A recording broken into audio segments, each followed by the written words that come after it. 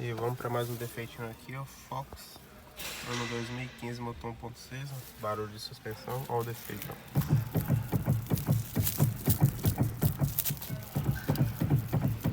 Caixa de direção com folga, é muito comum nesse carro aqui, essa caixa de direção dá problema, esse carro de direção é elétrica, então ela é uma caixa mecânica que dá muita folga.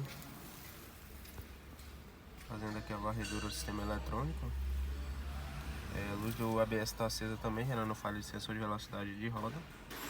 Traseira direita aí vai ter que substituir também para apagar essa luz do ABS.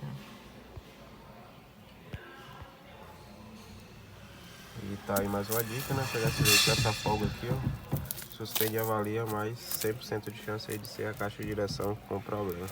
Só substituir aí e problema resolvido. Então tá aí mais uma dica.